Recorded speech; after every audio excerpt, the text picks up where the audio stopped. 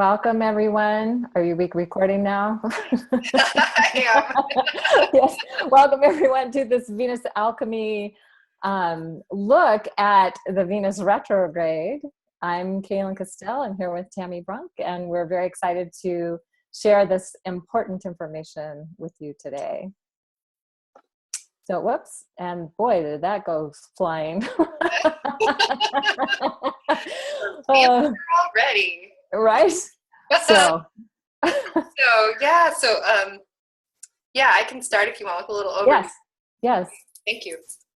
Okay, so this may not be a full hour-long call. For those of you who have done a lot of work with us, you know we can tend to be very full in our hour or hour and a half.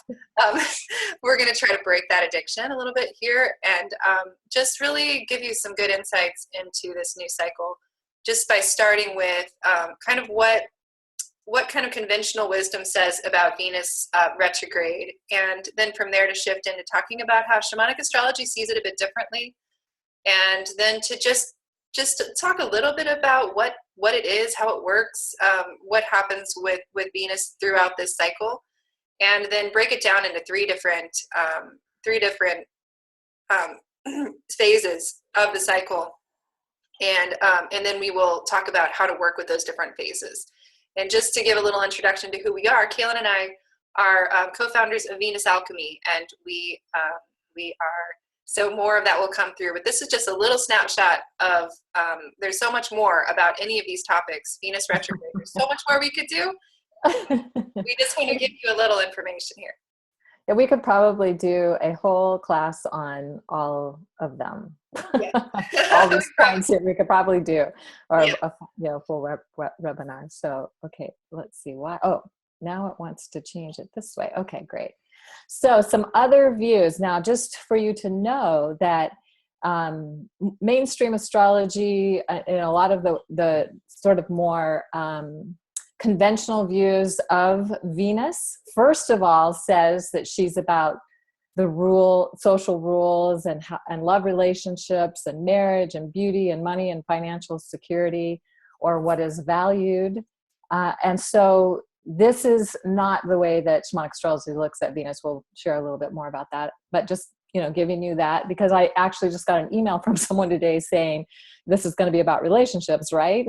I was like, well, it might include that, but it's not just about that. So these are the things they say when Venus is retrograde. Don't start a love affair or get married. Don't, or you might find that there's hidden undercurrents in a relationship that surfaces. Now, these things may happen, but this isn't really specifically what Venus retrograde is about. It can feel intense. People might even feel bitchy. It's a time where people feel more fragile and vulnerable. And so whatever has been repressed or minimized can start to surface in Venus retrograde, according to a more mainstream view. It's also difficult to use the energy consciously when Venus is retrograde. So they say, that's not our opinion, but that's what they say. And then it's not a good time for taking major financial undertakings, or but it is a good time to maybe create a budget and financially plan. Not a good time to remodel, renovate, get a new wardrobe, get a new hairdo, whatever that might be. And parties or social events are not advised either. Now, I will tell you, I actually did get married in a Venus retrograde, in a marriage that lasted 16 years. And it was pretty good for the most part, till the end. But 16 years is a long time, because most relationships, I know so many people that didn't even last, a year or 3 years in a marriage. So I don't necessarily follow that view. But if you have a choice, it's probably not the best time for getting married. If you can wait, because it's only retrograde for 40 days, I would advise waiting. So there's that. All right. Now, shamanic astrology is viewing Venus retrograde as being in her greatest strength and power. And part of this has to do with the fact that Venus when she goes retrograde is really close to the earth. And in fact, she's close, she gets closer and closer, so much so that she literally drops out of the evening sky, travels with the sun for a few days, and then pops into the morning sky. And she's brightest at that time. She's so bright. And in fact, when you look for Venus in the morning sky, she is easy to see because she's like a spotlight. So we also see this as the completion of the current Venus cycle, a time when she's really synthesizing, what has been going on in the 19 months prior to her going retrograde. And it will begin a new cycle. So it's like a ending and beginning that's happening. So at the part of, we'll talk about this a little bit more later, but part of it is about synthesizing the cycle that has been going on and preparing for the cycle that's getting ready to start. Also, Shamanic Astrology sees Venus as the primary archetype of the divine feminine. So she is not limited to relationships because as we can see, there are certain archetypes of the feminine, Aries, Leo, even Capricorn. Some of these archetypes are not specifically about relationships. They have other things they're focused on. They can do relationship, but that's not their primary focus. So for women, then Venus is their intended feminine expression. And for men, it's their inner feminine or inner beloved or inner other, the expression of their inner feminine or inner beloved or inner other. So that is very different than how a lot of forms of astrology have viewed Venus. And I still see this a lot where they talk about Venus as being about relationships and finances and those kinds of things. But we're hoping that we're going to revolutionize that perspective and really energize the divine feminine once again. So. Did you want to talk about the 5-pointed star at all? Oh, okay. Yeah, I could do that. So basically the way Venus moves through the sky is she creates this 5-pointed star as she rises as morning star. So in 8 years, Venus will rise 5 times retrograde morning star. And you can see that in this star here. And so we actually started doing this Venus Alchemy work and collectively in 2014 when Venus rose as a morning star in Capricorn. And then August of 2015, Venus rose as a morning star in Leo. And then we're soon to have Venus rising in Aries. And then as we get to 2018, Venus is going to make its first rise in Libra. And then as we get to 2020, it's going to be rising in Gemini. And then it repeats, it'll go back to Capricorn. So it just keeps repeating this process. Yeah. Awesome. So I think now, Tami, did you want to talk about the facts of the Venus retrograde? Or sure, and I kind of break it down more a little later too, but just to say a little bit about what you've already touched on. It may be that those themes, as Cayelin kind of mentioned, come up in the Venus cycle, but another aspect of what it is that the Venus retrograde cycle, another layer of what shamanic astrology will always offer is more support in the deeper kind of intention of the cycle and how to work with it really effectively and productively. And the other way to look at it is if Venus is so close to the earth,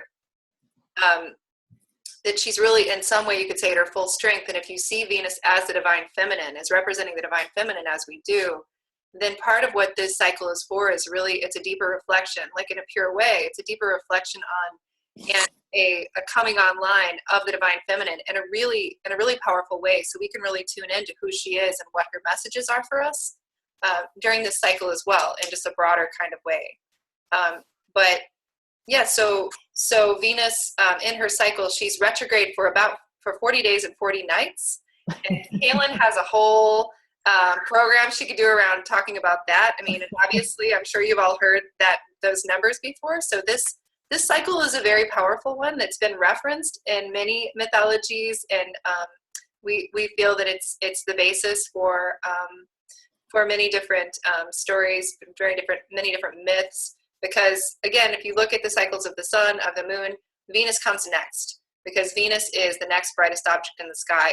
She's so important that the Mayan calendar has a great deal to do with Venus and tracking her cycles. So this is powerful stuff. So in any case, 40 days and 40 nights. And when Venus retrograde begins, she's always in the evening sky. So, we've seen her in the evening sky. She's super bright. She gets to her brightest, and then she stations retrograde. And of course, that's going to happen tomorrow in this cycle and in another cycle.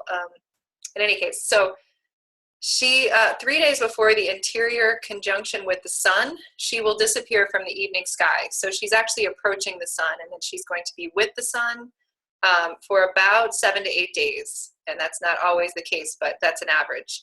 And then she's going to rise as morning star, still retrograde.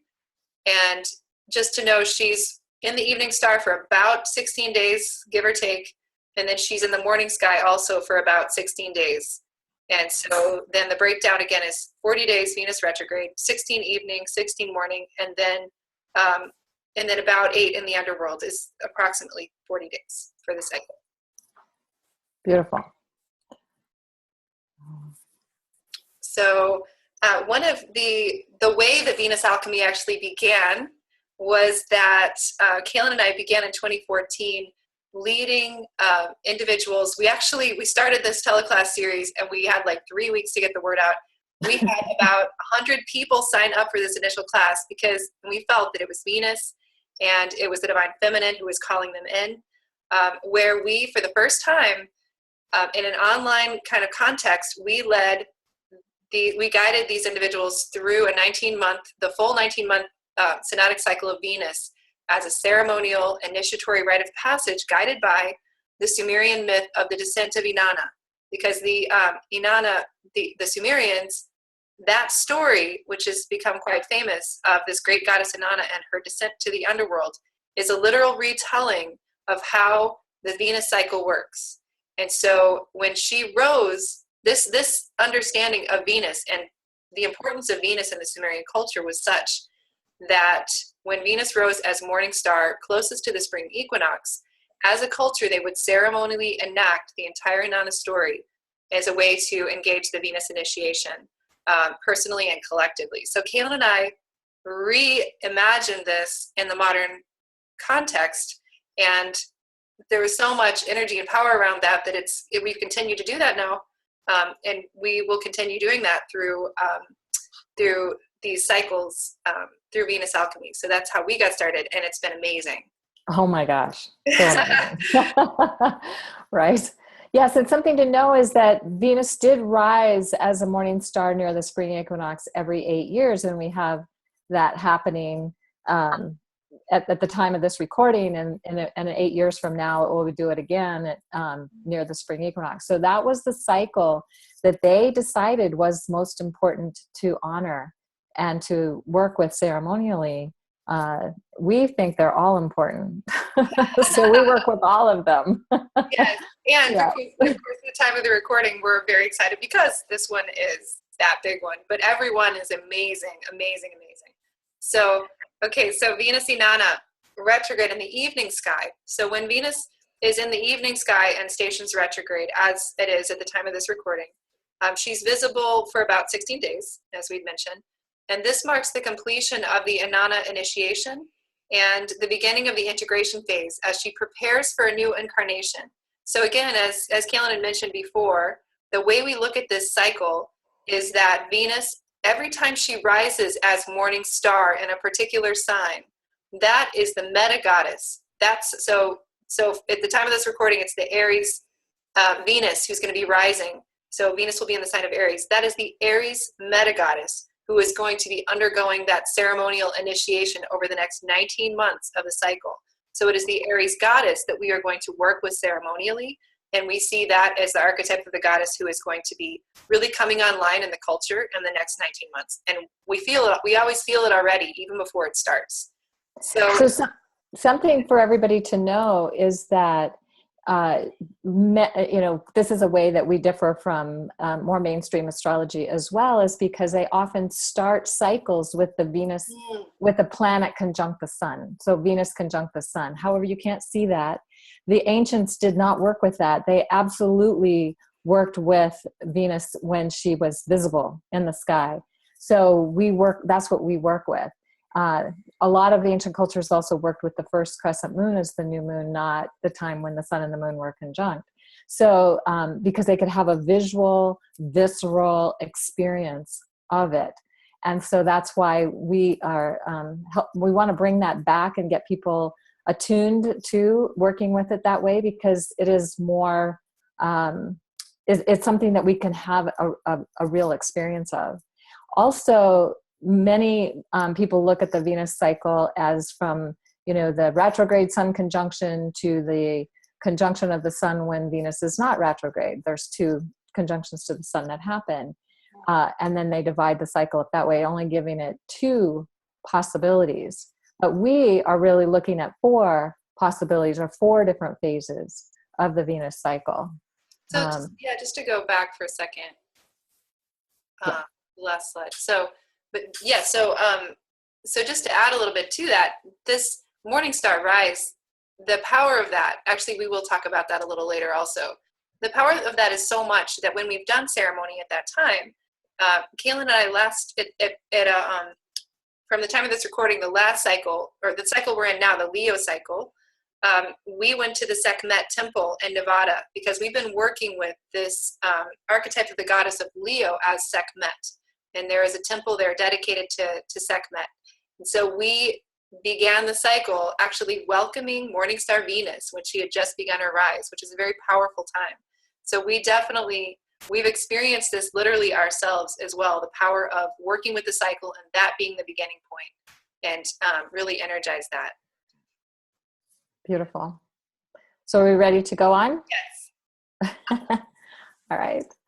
So this time, the evening star, so when Venus is in the evening sky and begins the retrograde period, that can be seen as a really powerful time for synthesis, as Cayelin had mentioned before.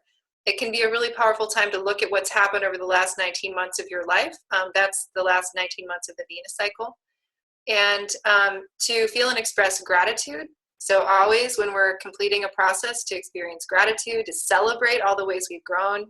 And then also the other piece of all this is that when Venus is transitioning from the thing that I had begun to mention before is that when she rises as morning star in a particular sign, that's the meta goddess in the world stage from the view of shamanic astrology. But what's very interesting about this is that at this period, when she's in the evening sky preparing to be with the sun, that's when she's completing the previous cycle.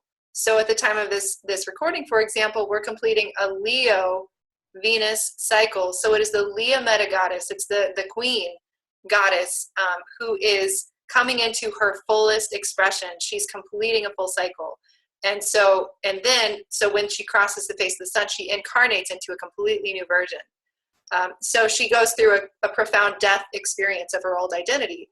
So that's also part of why we recommend that in this part of the cycle that we prepare to surrender your old identity so you can reborn anew, and ask, we can say, how can I die a good death? That's part of how you can see it, or what part of myself or identity is ready to change or be let go of altogether.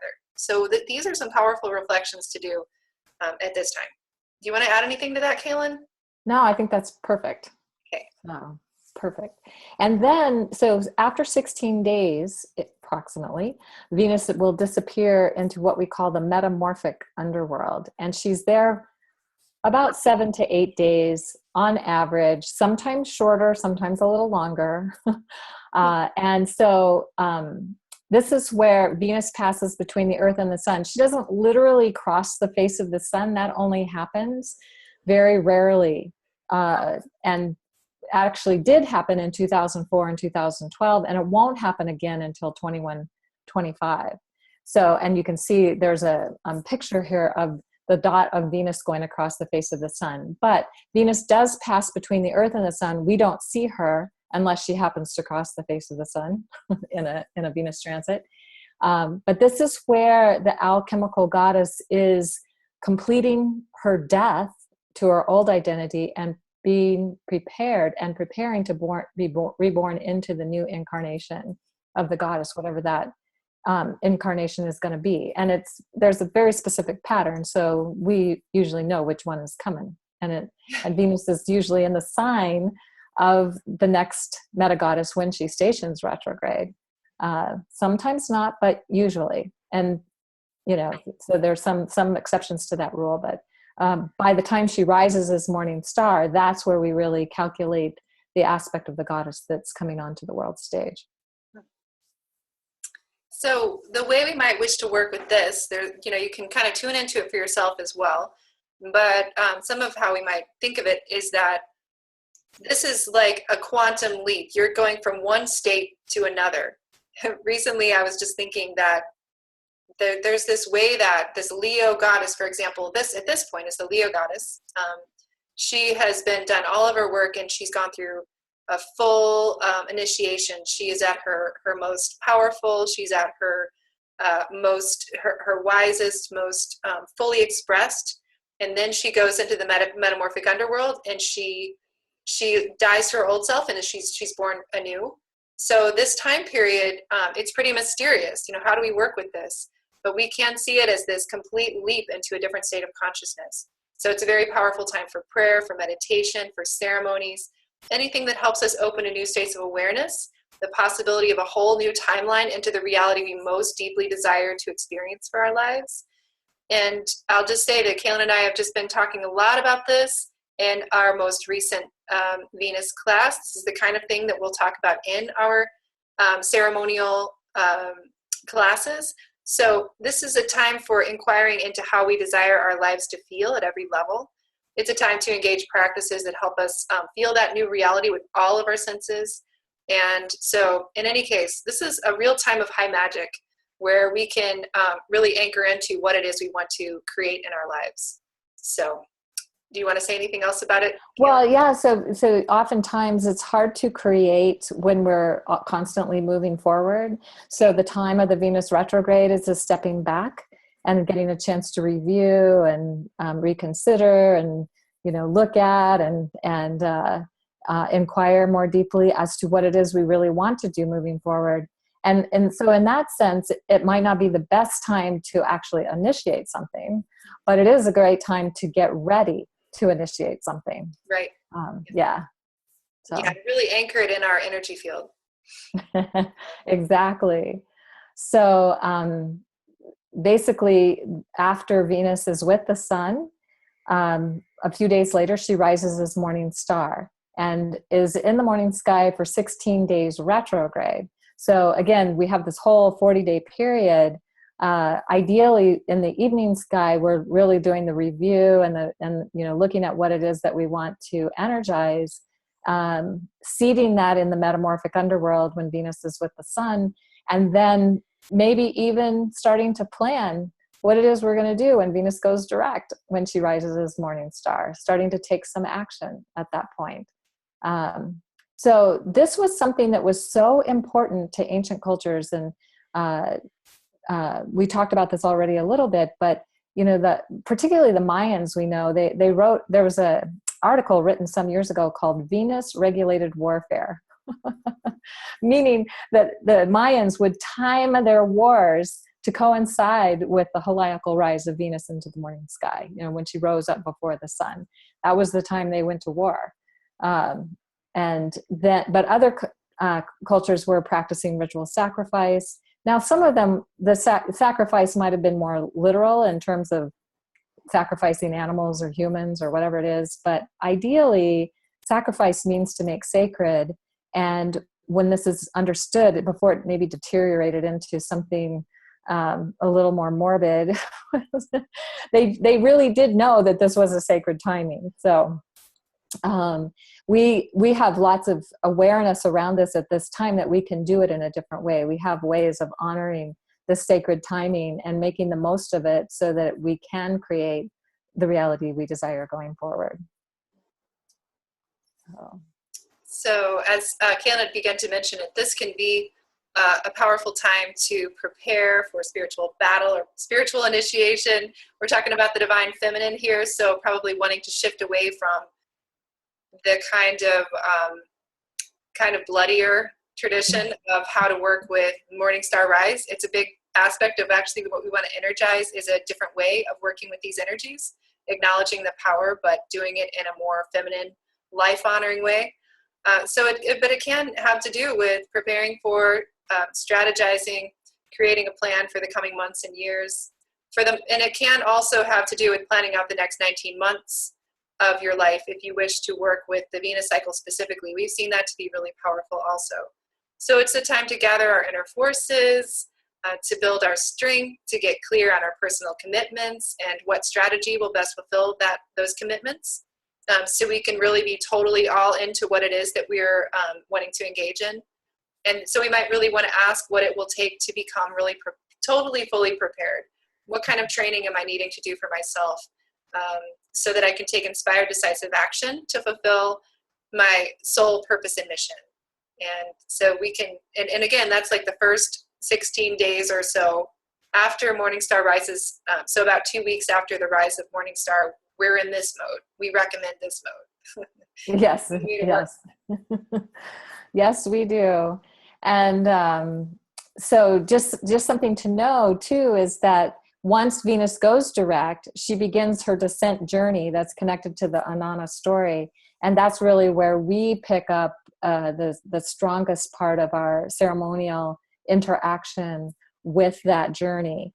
And we have found, and we've had many people share with us how profound and life-changing this journey has been for them, to have the community, to have the connection, to have the insight, to have the support, the sacred container that we create it's really amazing. So we would love for you to join us if you feel inspired to do that.